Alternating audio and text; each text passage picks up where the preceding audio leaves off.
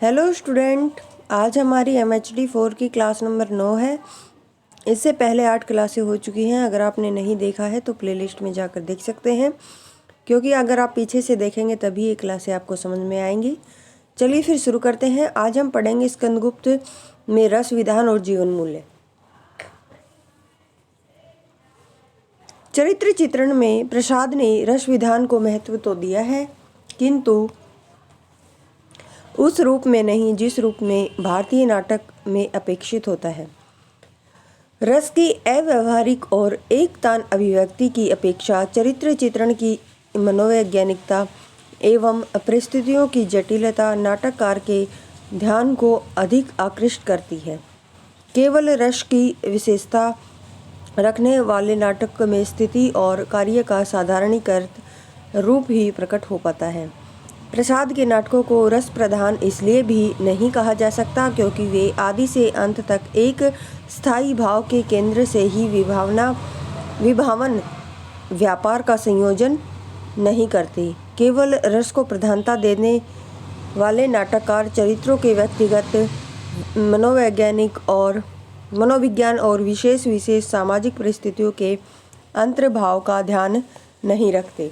प्रसाद चरित्रों और परिस्थितियों की व्यक्तिगत विलक्षणता को भी सामने लाते चलते हैं। वे पात्र के सामाजिक स्वरूप के साथ उसके व्यक्तिक द्वंद्व को भी प्रदर्शित करते हैं। उसके चरित्र का द्विधा विभक्त संशयग्रस्त रूप भी दर्शक के सामने आता है। रसवादी नाटकों के साधारणीकृत चरित्र चित्रण में इस प्रकार की व्यक्तिगत विलक्षणता देखने को नहीं मिलती। प्रसाद के नाटकों में चरित्र चित्रण का आधार विरोध है, किंतु स्थूल विरोध नहीं है। चरित्र की व्यक्तिगत विशिष्टता से उत्पन्न सूक्ष्म विरोध है। एक पात्र का दूसरे पात्र से विरोध का आधार अधिकतर चारित्रिक विषमता ही है। पुरगुप्त और स्कंदगुप्त का विरोध विजय का अनायास ही स्कंदगुप्त का विरोधी हो जाना वस्तुतः चारित्रिक विषमता के कारण ही है, उसका कोई तार्किक आधार नहीं है। स्कंदगुप्त विजया और देवसेना के बीच भी सजीव विरोध व्यंजित है, परंतु परिस्थितियों को इस प्रकार रूपांतरित किया गया है कि जिससे उन दोनों का विरोध नाटक में आदंत आकर्षण का केंद्र बना है। प्रसाद के नाटकों में जीवन मूल्य। प्रसाद के नाटकों में राष्ट्र प्रेम और राष्ट्रीय जागरण की भावना तो अभिव्यक्त हुई ही है, उनमें भारतीय जीवन के सांस्कृतिक मूल्यों एवं जीवन आदर्शों का स्वरूप भी व्यापक रूप से प्रकट हुआ है।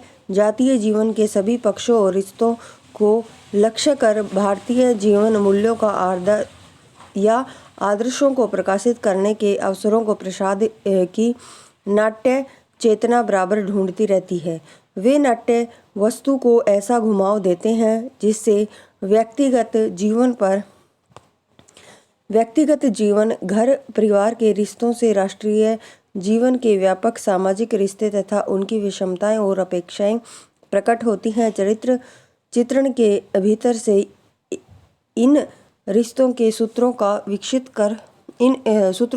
कर दर्शक को जीवन के अभिष्ट या काम्य मूल्यों के प्रति संवेदनशील बनाने का निरंतर प्रयत्न करते हैं। इसलिए आचार्य हजारी प्रसाद द्विवेदी लिखते हैं कि प्रसाद के नाटकों में भारतवर्ष की अंतस्थ चेतना के दर्शन का सिंह द्वार अनावृत हो गया है। अब सारांश पढ़ते हैं। आपने स्कंदगुप्त से संबंधित इकाई 5 का अध्ययन किया है। आपने यह समझ लिया होगा कि इस नाटक में इतिहास की अभिव्यक्ति किस रूप में हुई है। स्कंदगुप्त नाटक गुप्त साम्राज्य के प्रसिद्ध सम्राट स्कंदगुप्त से संबंधित है, जिन्होंने 5वीं सदी में उज्जैन पर शासन किया था और भारत के उत्तर तथा पश्चिम के क्षेत्रों से विदेशी आक्रमणियों शकों और हुणों के राज्यों को समाप्त किया था। वह समय एक और विदेशी हमलावरों से क्या था त्रस्त था, तो दूसरी ओर भारत के विभिन्न प्रांत आंतरिक कलह से ग्रस्त थे। इसी स्थिति का लाभ उठाकर शकों और हुणों ने भारत के काफ़ी बड़े क्षेत्रों पर अपना राज्य स्थापित करने में सफलता अर्जित कर ली थी। स्कंदगुप्त ने विदेशी आतताइयों से मुक्ति इसलिए प्राप्त की थी क्योंकि उसके मन में राज्य प्राप्ति की लालसा नहीं थी, वरन राष्ट्र की सेवा करने और उसे दासता से मुक्त कराने की थी। इसके लिए उसने विभिन्न समुदाय प्रांतों को एकजुट किया। प्रसाद के इस नाटक में इतिहास का यह चित्रण वर्तमान समय की चुनौतियों से प्रेरित था। देश में राष्ट्रीय चेतना के विस्तार के लिए जरूरी था कि लोग धर्म, क्षेत्र, भाषा और जातिगत भेदभावों से ऊपर उठे। बौद्ध और ब्राह्मण धर्म की कलह का लाभ जिस प्रकार हुणों ने उठाया था, वैसा ही लाभ हिंदू मुसलमान कलह का अंग्रेज उठा रहे थे। राष्ट्रीय चेतना के इसी संदर्भ का विश्लेषण इस इकाई में किया गया है। इतिहास की रचना के लिए प्रसाद ने कल्पना का सहयोग लिया है। विभिन्न पात्रों की सृष्टि में और घटनाओं के निर्माण में इस कल्पनाशीलता के बल पर वे ऐसा प्रभावशाली नाटक लिख सकें जिसका कथा संयोजक ही नहीं वरन चरित्र चित्रण भी अत्यंत विशिष्ट ढंग का है। प्रसाद नाटकों में रस को काफ़ी महत्व देते हैं, लेकिन उनके नाटक संस्कृत नाटकों की तरह रस प्रधान नहीं है। उनमें किसी एक स्थायी भाव की प्रधानता नहीं है। रस को महत्व देने का तात्पर्य सिर्फ इतना ही है कि वे नाटक को न तो सुखांत और न दुखांत रूप में रचते हैं।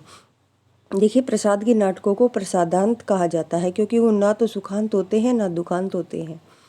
स्कंदगुप्त में भी यही विशेषता देखते हैं। विदेशी आतताइयों में राष्ट्र को मुक्त कराने में जो सफलता स्कंदगुप्त को हासिल होती है, उसके बावजूद उसके जीवन में अवसाद अंत तक बना रहता है।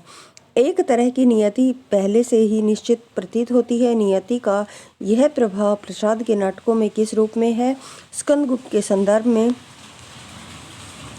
इस पर भी इस इकाई में विचार करेंगे।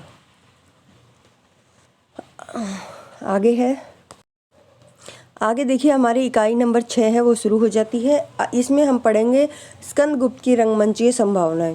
पहले उद्देश्य, फिर प्रस्तावना, जयशंकर प्रसाद और रंगमंच, फिर देखेंगे स्कंदगुप्त में दृश्य योजना और रंगमंचीयता, स्कंदगुप्त में भाषा, संवाद, अभिनय, स्कंदगुप्त में गीत सृष्टि, और फिर देखेंगे सारांश। चलिए फिर शुरू करते हैं।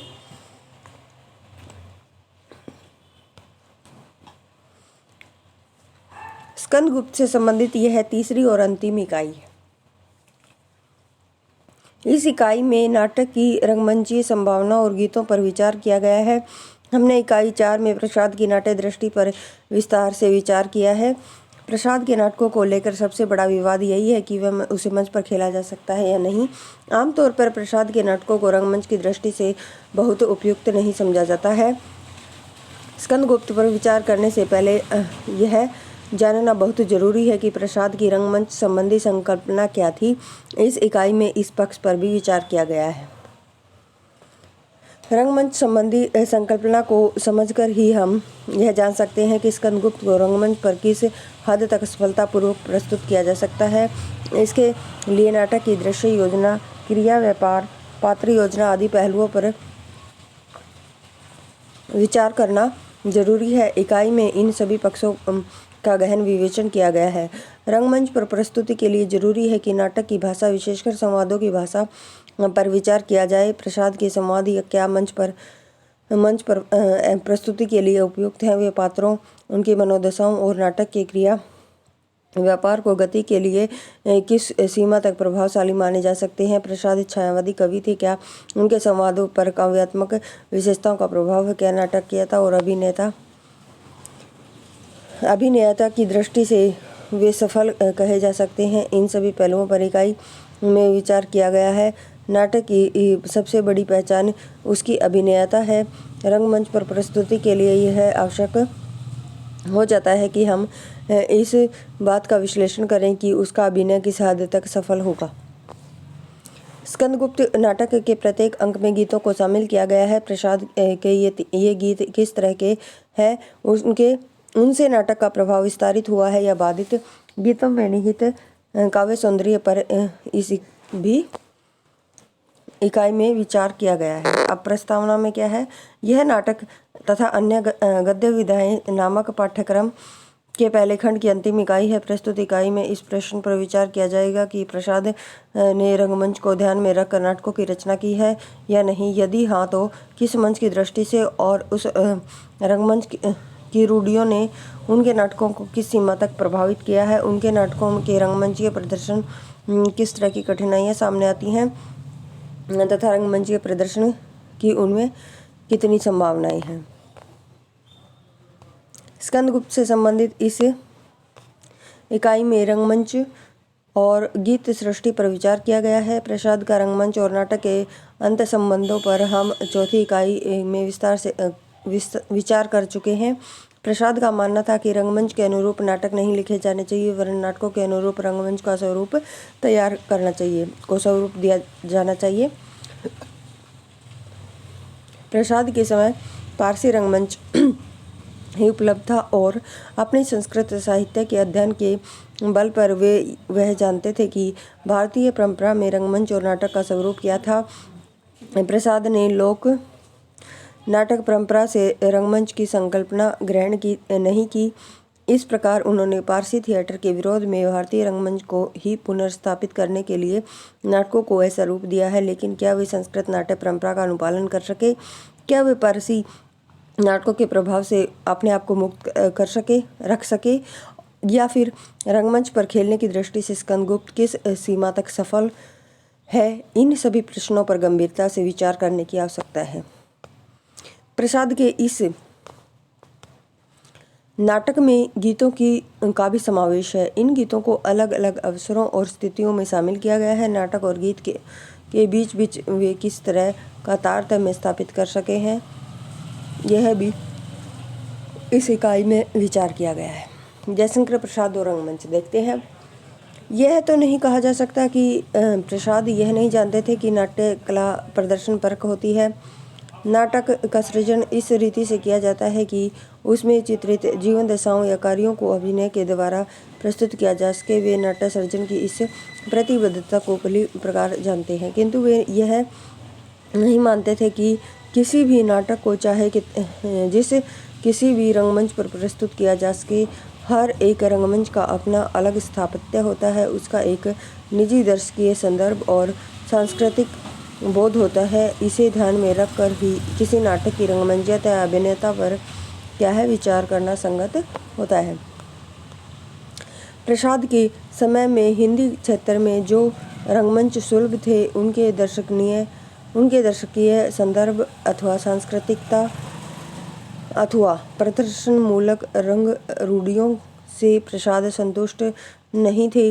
वे रंगमंच संबंधी सोच की अपनी एक ऐसी काल्पनिक धारणा बनाकर नाट्य रचने में प्रवृत्त हुए जिसका प्रयोग हिंदी में अभी नहीं हुआ था। अतः रंगमंच की व्यवहारिक कठिनाइयों को नजरअंदाज करते हुए ही क्या प्रसाद नाट्य लेखन में प्रवृत्त हुए थे। प्रसाद के समय में हिंदी क्षेत्र में दो ही रंगमंच विशेष रूप से प्रचलित थे। एक व्यावसायिक पारसी रंगमंच था तो दूसरा समिति साधनों वाला भारतेंदु द्वारा प्रवर्तित शौकिया रंगमंच या फिर अव्यावसायिक रंगमंच था। पारसी रंगमंच के दर्शकीय संदर्भ, सांस्कृतिक अभद्रता, कृत्रिम प्रदर्शन प्रणाली से तो प्रसाद को बहुत ही चिढ़ थी। सीमित साधनों से ही रंगकर्म करने वाले रंगकर्मियों को भी वे अपनी कल्पना के रंग दर्शन और विस्तृत पर समुन्नत सांस्कृतिक चेतना को रूपाकार देने में सक्षम नहीं समझते थे। अपने इस विचार को प्रसाद ने कहीं नाटक की भूमिका में तो कहीं रंगमंच पर स्वतंत्र लेख लिखकर प्रकट किया है। विशाल नाटक की भूमिका में एक स्थल पर वे लिखते हैं, आजकल के पारसी रंगमंच के अनुकूल ये नाटक कहाँ तक उपयुक्त होंगे इसे मैं नहीं कह सकता, क्योंकि उनका आदर्श केवल मनोरंजन है। हाँ, जातीय आदर्शों में स्थापित यदि कोई रंगमंच जहाँ की चमक दमक से विशेष ध्यान पात्रों के अभिनय पर रखा जाता है तो कोई सम्मति अपने अभिनय के अड़चन पड़ने की दे तो मैं उसे स्वीकार करने के लिए सर्वथा प्रस्तुत हूँ। रंगमंच पर लिखे गए अपने निबंध में वे एक स्थान पर लिखते हैं, हिंदी के कुछ अकाल पक्व आलोचक जिनका पारसी रंगमंच से पिंड नहीं छूटा है, सोचते हैं स्टेज में यथार्थवाद। हिंदी का अपना कोई रंगमंच नहीं है, ऐसा समझने का कोई साहस नहीं करता, क्योंकि दोष दर्शन सहज है। उसके लिए वैसा प्रयत्न करना कठिन है जैसा किन ने किया था। पुण्य वे लिखते हैं, मेरी रचनाएं तुलसीदास, शैदा या आगाहस्त्र की व्यावसायिक रचनाओं के साथ नहीं नापी तोली जानी चाहिए। मैंने उन कंपनियों के लिए नाटक नहीं लिखे हैं जो चार चलते अभिनेताओं को एकत्र कर कुछ पैसे जुटा कर चार पर्दे मंगनी मांग लेती हैं और दुअन्नी अठन्नी के टिकट पर इक्के वाले, खोमचे वाले और दुकानदारों को बटोर कर जगह जगह प्रहसन करती फिरती है। यदि परिष्कृत बुद्धि वाले अभिनेता सुरुचि संपन्न सामाजिक हों और पर्याप्त द्रव्य काम में लाया जाए तो ये नाटक अभिष्ट प्रभाव उत्पन्न कर सकते हैं। इन कथनों में इतना तो स्पष्ट होता है कि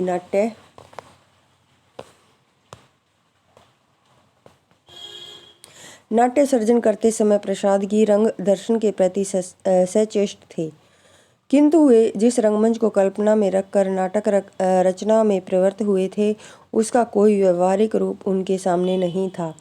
अतः कल्पना के एक समुन्नत सांस्कृतिक रंग दर्शन और सुरुचि संपन्न दर्शकीय संदर्भ के निर्गुण आधार, रंग व्यवहार में प्रत्यक्ष न होने वाले केवल काल्पनिक आधार के अनुरूप ही वैविध्यपूर्ण पेचीदे दृश्यों को उन्होंने अवतरित किया। उन्हें किस प्रकार के दृश्य बंद में साकार करना सुलभ होगा, इसकी ओर कदाचित उनका ध्यान नहीं गया। उनके अपने समय से लेकर आज तक के रंगकर्मी उनकी चुनौती को लक्ष्य कर भिन्न भिन्न रंग पद्धतियों में उनके नाटकों को प्रस्तुत करने का प्रयास करते हैं। परंतु किसी भी रंग पद्धति, चाहे वह यथार्थवादी रंगमंच की, आकारवादी या प्रतीकात्मक रंग पद्धति हो, अथवा भारतीय नाट्यधर्मी नृत्य या नृत्यमूलक अभिनय की मुद्राओं में उनके दृश्य विधान को साकार करने का प्रयत्न किया हो, उनके नाटकों का कुछ न कुछ अनभिव्यक्त रह ही जाता है। नाटक के दृश्यों के स्वरूप में बहुत विषमता है। कुछ दृश्य तो नाटकीय होते हैं, कुछ दृश्य इतने उबाने वाले होते हैं कि उनकी प्रस्तुति रंगमंच पर असंभव ही प्रतीत होती है। नाटक इतने लंबे और दृश्यों की संख्या इतनी अधिक है कि उन्हें रंगमंच पर प्रस्तुत करने के लिए 12 या 15 घंटे का समय चाहिए। इतने समय तक बैठकर नाटक देखना दर्शक के लिए, चाहे वह कितना भी सुरुचि संपन्न और धैर्यशाली क्यों न हो, अव्यावहारिक है। आगे पढ़ेंगे अब। आगे है स्कंदगुप्त में दृश्य योजना और रंगमंचीयता। स्कंदगुप्त की कथावस्तु 33 दृश्यों में प्रस्तुत की गई। 33 बार दृश्य परिवर्तन करते हुए नाटक को दिखलाने में कितना समय लगेगा, उसका सहज ही अनुमान लगाया जा सकता है। इतने दृश्यों के नाटक को रंगमंच पर दिखलाने की योजना और दर्शक का आदि से अंत तक बैठकर उसे देखना व्यवहारिक ज्ञात नहीं होता है। इसके अलावा कुछ ही दृश्यों के कुछ रंग व्यापार सघन और सरल है। अधिकतर दृश्यों के रंग व्यापार स्थिर और उबाने वाले प्रतीत होते हैं। उनका रूप कितना भी काव्यात्मक क्यों न हो, रंगशाला में बैठकर देखते सुनते संवेदना में सहभागी होना दुष्कर लग सकता है।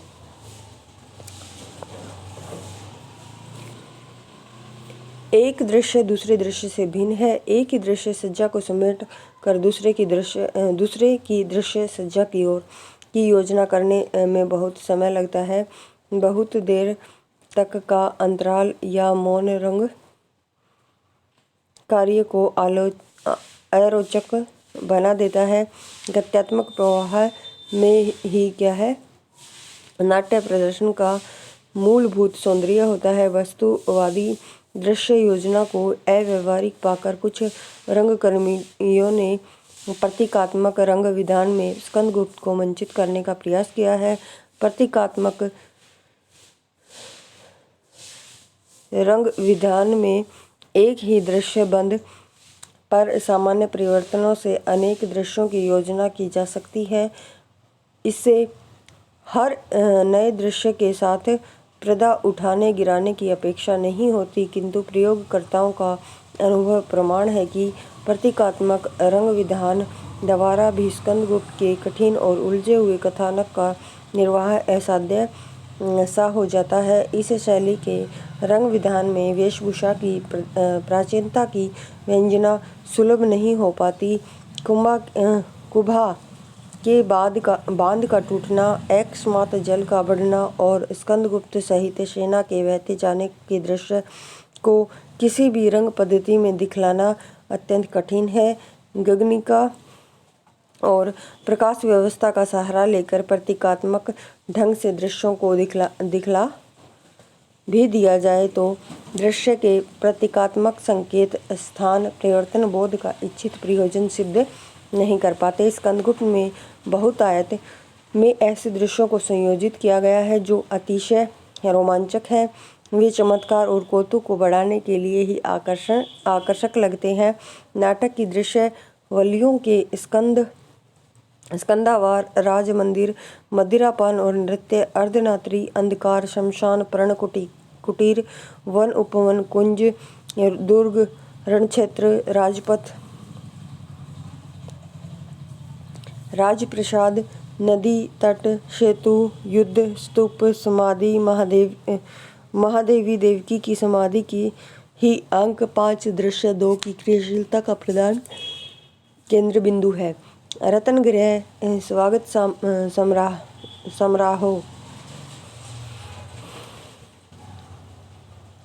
समारोह है।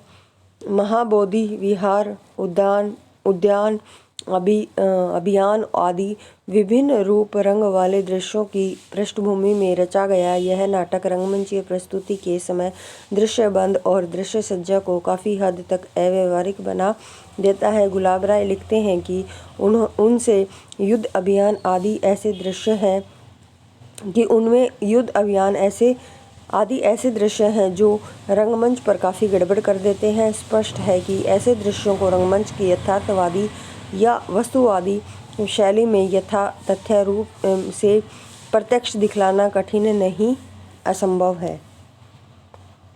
दृश्यों के स्वरूप और वैविध्य को देखने से ऐसा विदित होता है कि नाटक की दृश्य योजना पारसी रंगमंच की तरह चित्रांकित पर्दों का उपयोग कर दृश्यों को दिखलाने के लिए है। यद्यपि पारसी रंगमंच की कृत्रिम अभिनय प्रणाली छिछली रसिकता, फूहड़ गानों, अश्लीलता, व्यंजक क्रियाशीलता और भाषा संवाद से प्रसाद का विरोध जाहिर है, तथापि चित्रांकित पर्दों की सीनरियों की रंग पद्धति से प्रभावित लगते हैं। उनकी दृश्य योजना ऐसी है जिसे वस्तुवादी रूप से तो रंगमंच पर दिखलाया नहीं जा सकता, लेकिन चित्रांकित पर्दों का प्रयोग कर सांकेतिक ढंग से दिखलाया जा सकता है। प्रसाद के नाटकों, स्कंदगुप्त, चंद्रगुप्त आदि की दृश्य योजना की रंगमंचीय प्रस्तुति के लिए भारतीय प्राचीन काव्यात्मक रंगशाला तथा रंगभूमि भित्ति चित्रों और नाट्यधर्मी सांकेतिक दृश्य योजना को लक्ष्य कर उन्हें अपनाने का प्रस्ताव भी रखा जा सकता है, किंतु ऐसी रंगशालाएं अब सुलभ नहीं है। स्कंदगुप्त की दृश्य योजना में रोमांचकता, कौतुकता और नाट्य वर्जनाओं की उपेक्षा कर हत्या, युद्ध, अभियान, शमशान की चिरायद के दृश्य लाए गए हैं। वे भारतीय रंगभूमि की सीमा का अतिक्रमण ही करते हैं, अतः भारतीय ड्रे का रंग विधान उन्हें दिखलाने में सक्षम नहीं हो सकता है। आगे है प्रसाद की स्कंदगुप्त की दृश्य योजना पारसी रंगमंच की दृश्य योजना से अधिक प्रभावित प्रतीत होती है। उसमें डरावनी रात के गहन अंधकार में अविचार का जो दृश्य है, षड्यंत्र, हत्या, अपहरण, निरंशनता, प्रपंच बुद्धि के अभिचार के जो दृश्य हैं वे जिस प्रकार चौंकाने वाले हैं, उसी प्रकार के दृश्य पारसी रंगमंच के भी उपजीव्य थे। इसे लगता है कि पारसी रंगमंच की छाप उसकी दृश्य योजना पर है।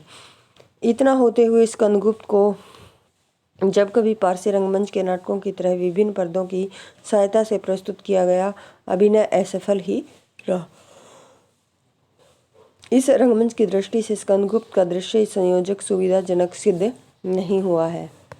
स्कंदगुप्त की दृश्य सज्जा क्यों रंगमंच पर बिखर जाती है अथवा दृश्य संयोजक सुविधाजनक नहीं होता, इसके कई कारण बन जाते हैं। इन प्रमुख कारण दृश्यों के स्वरूप में विषमता है। कुछ दृश्यों को सघन और नाटकीय हैं, कुछ दृश्य तो क्या है सघन और नाटकीय हैं, कुछ बहुत स्थिर अनाटकीय और उबाने वाले हैं। अतः प्रस्तुतिकरण का प्रभाव एक सा नहीं बना रहता। स्कंदगुप्त के प्रथम नाटक में यह देखा जाता है कि पहले दो दृश्यों को पर्याप्त सघन और नाटकीय है, किंतु तीसरा जो दृश्य है मातृगुप्त की भाव कल्पना से अतिरंजित प्रणयानुभूति व्यंजक ऐसा दृश्य है जिसका नायक स्कंदगुप्त के अंतर्बाह्य संघर्ष से कहीं दूर का भी कोई रिश्ता नहीं है। इससे अंकगत दृश्यों का कुल प्रभाव बाधित होता है। यह दृश्य न तो सीधे आंतरिक संघर्ष से जुड़ता है, न बाहरी संघर्ष से इनका कोई सीधा रिश्ता है। यह तत्वतः अतिरिक्त दृश्य की ही क्या है प्रतीत होता है। इसलिए नाटकीय क्रिया व्यापार की मूल धारा टूटती ही है। यह दृश्य नाटक के सम्मिलित प्रभाव को खंडित कर देता है। इसी तरह शिथिलता को प्रकट करने वाली दृश्य योजना चौथे अंक के तीसरे और चौथे दृश्य की भी है। ये दृश्य मूल क्रिया व्यापार से विच्छिन्न से जान पड़ते हैं। ऐसी दृश्य योजना के कारण नाटक की प्रस्तुति का संश्लिष्ट संवेदनात्मक प्रभाव सुलभ नहीं हो सकता।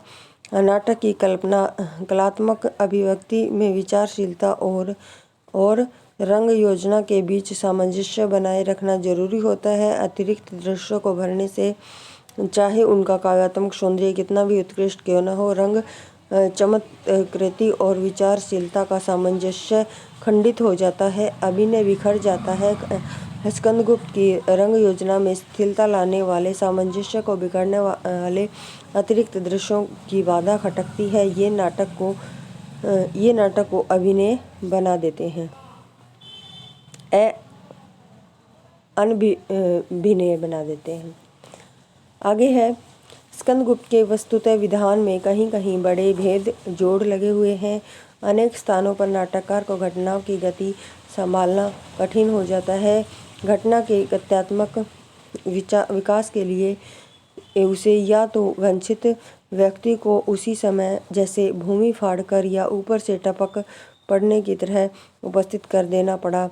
तृतीय अंक के दृश्य एक में प्रपंच बुद्धि में शिप्रा तट पर भट्टार की भेंट घटना की गति संभालने के लिए इसी तरह का मिलन है। कुबा के बाद तोड़ दिए जाने पर स्कंदगुप्त का जलधारा में बहते हुए कमला की पर्णकुटी पर पहुंचना घटना विकास के लिए चित्रित एक ऐसा ही संयोग है। संयोगों से विकसित की जाने वाली ऐसी घटनावलियाँ आज के शिष्ट तार्किक व्यक्ति को चुभती हैं।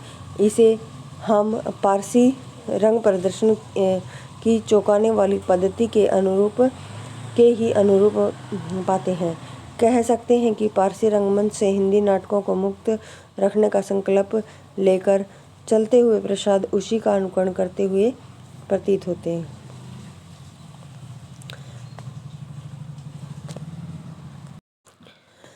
तो आज के लिए इतना ही। आगे का कल वाली क्लास में करेंगे। कल हमारी ये जो इकाई है ये समाप्त हो जाएगी।